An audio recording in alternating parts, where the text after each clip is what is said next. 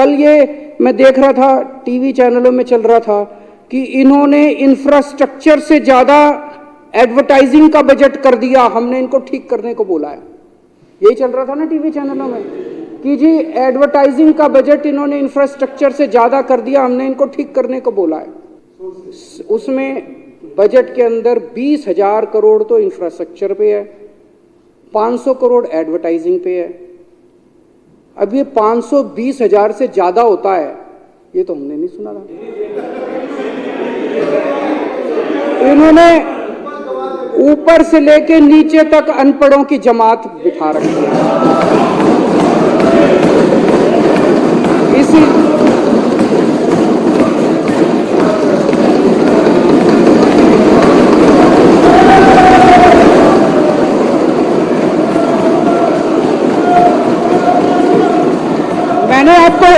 मैंने आपके नेता को नहीं कहा, मैंने आपके नेता को नहीं कहा, आपको कैसे लगा उसको बोला है?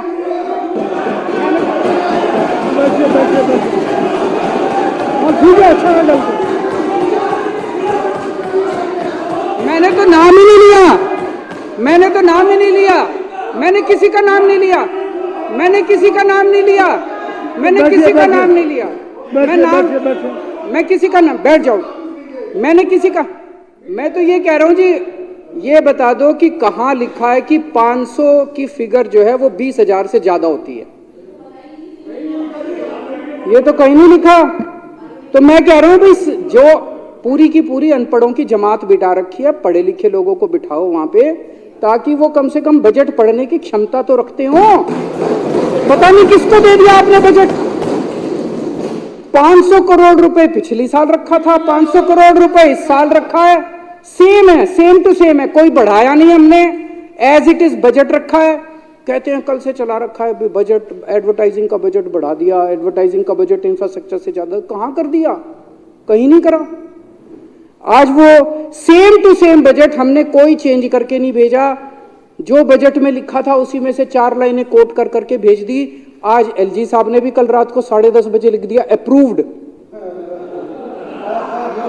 यार ये क्या है यार, तो पहले ही अप्रूव कर देते, क्या जरूरत थी? वो कह रहे थे मेरे सामने झुको, मेरे पैर पकड़ो, आपके सामने झुक गया ऐसा। आप ही प्रभु हो, आप ही सब कुछ हो।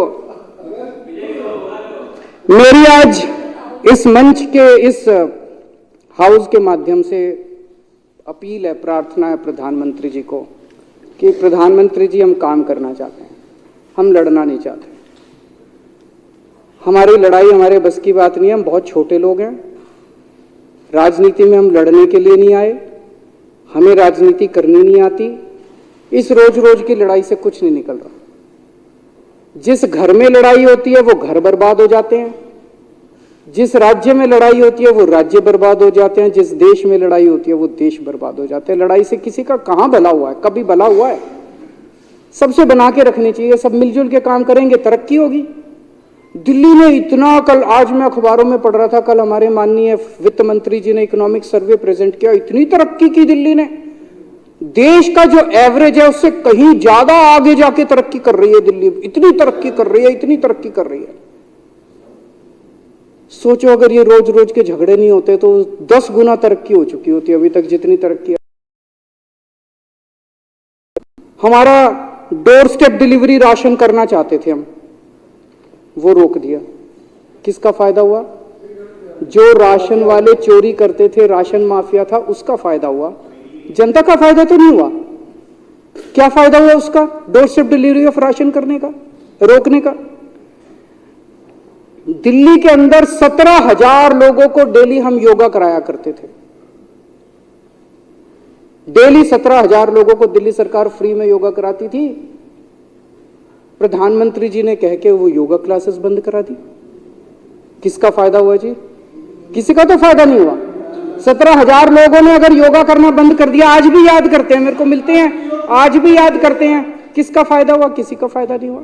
हम अपने टीचर्स को, दिल्ली का शिक्षा जो व्यवस्था है उसकी तारीफ पूरे देश के अंदर हो रही है, पूरी दुनिया के अंदर हो रही है।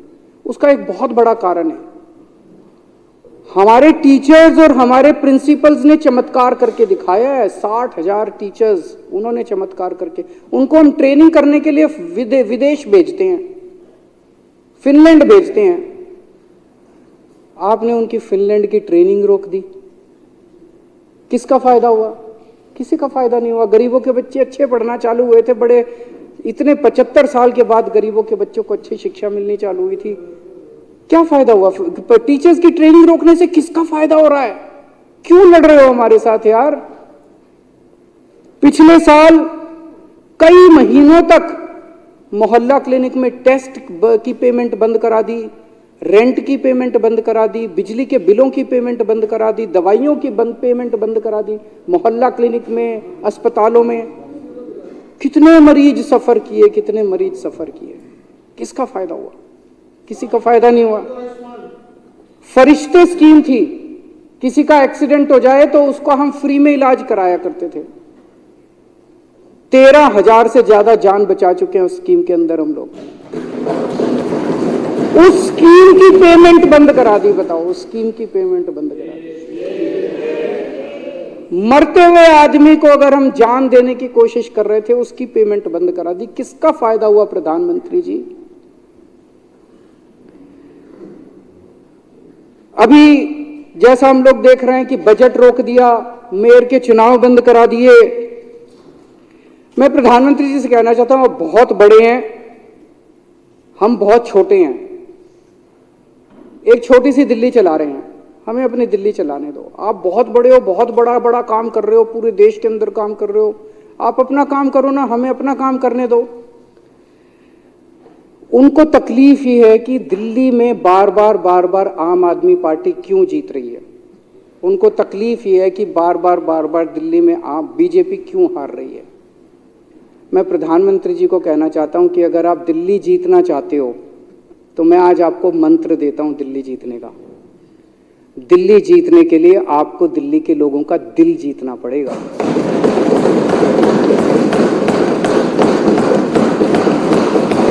ये रोज रोज लड़ाई झगड़े करने से दिल्ली वाले आपको वोट नहीं देने वाले। मैंने अगर दिल्ली में 1000 स्कूल ठीक कर दिए, आपके पास तो बहुत पैसा है, आप 1000 नए स्कूल बना दो, देखो लोग केजरीवाल को वोट देना बंद कर देंगे।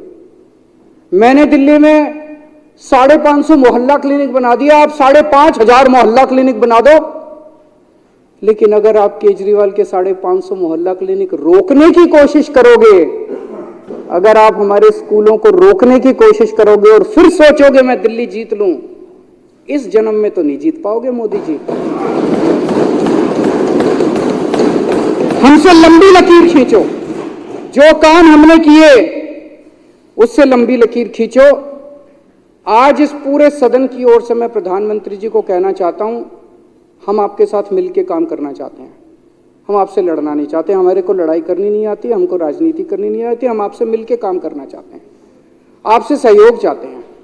हम बहुत छोटे हैं, जैसे परिवार में होता है।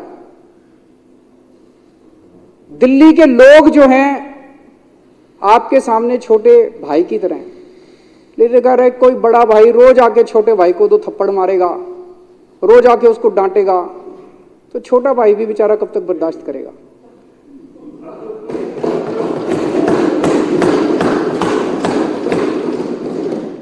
तो अगर आपको छोटे भाई का दिल जीतना है तो छोटे भाई का दिल जीतना पड़ेगा। छोटे भाई का दिल जीतना है तो छोटे भाई को प्यार करो, छोटे भाई के साथ चलो, तभी छोटा भाई आपका साथ देगा। मैं इस प्रस्ताव का पूरी तरह से समर्थन करता हूं।